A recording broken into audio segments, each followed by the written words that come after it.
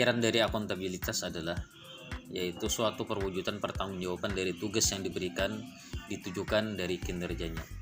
Akuntabilitas merujuk pada kewajiban setiap individu, kelompok, institusi untuk memenuhi pertanggungjawaban yang menjadi amanahnya.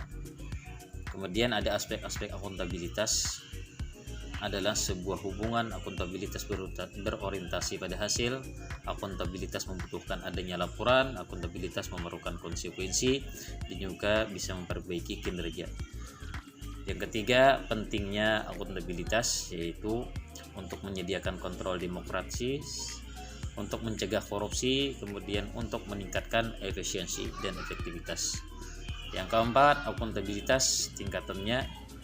Yang pertama ada personel, individu, kelompok, akuntabilitas organisasi, dan juga stakeholder.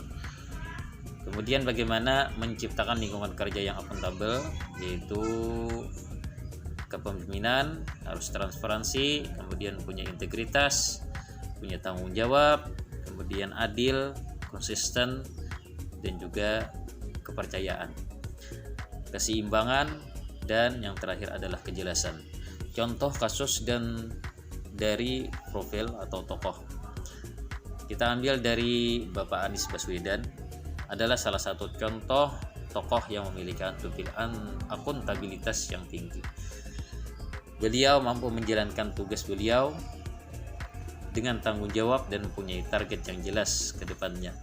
Kemudian yang dapat merupakan bukti dari bahwa telah melakukan pekerjaan dengan sangat baik. Dalam menjalankan fungsi dan tugasnya selalu menerima masukan untuk memperkuat pencegahan dan penanganan korupsi di daerahnya yang dipimpin oleh beliau. Beliau selalu konsisten dan melaksanakan tugasnya sehingga karir beliau cemerlang di masa ke masa. Nasionalisme,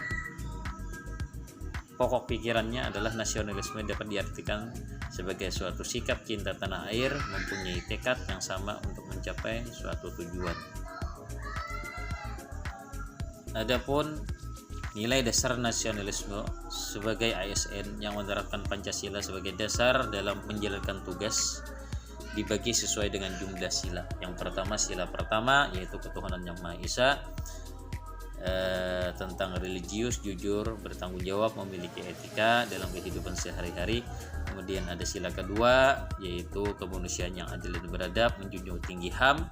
Yang ketiga, persatuan Indonesia, memiliki nilai mencintai tanah air, rela berkorban, dan lain sebagainya.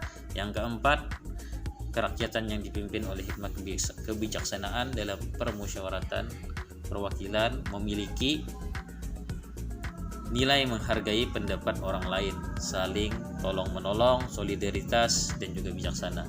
Sila yang kelima, keadilan sosial bagi seluruh rakyat Indonesia, memiliki nilai-nilai saling membantu, tolong-menolong, bersikap adil, dan juga yang lain sebagainya.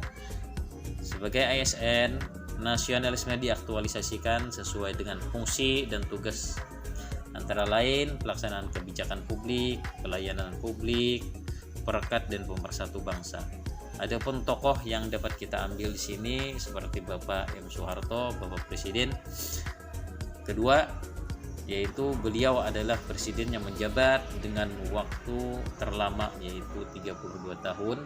Kemudian nilai-nilai nasionalisme yang tertanam pada beliau adalah sosok yang sangat religius, hormat dan berintegrasi tinggi. Kemudian Pak Harto juga dikenal sebagai pribadi yang sederhana. Sebagai tokoh nasionalis, beliau meminta nasihat dan berkonsultasi dengan para tokoh-tokoh berpengaruh pada waktu itu. Kemudian sosok Pak Harto yang tangguh, pejuang, andal, kritis, dan cerdas juga tak lepas dari keluarga yang peduli pendidikan. Kemudian yang paling terakhir adalah beliau seseorang yang cinta akan tanah air beliau.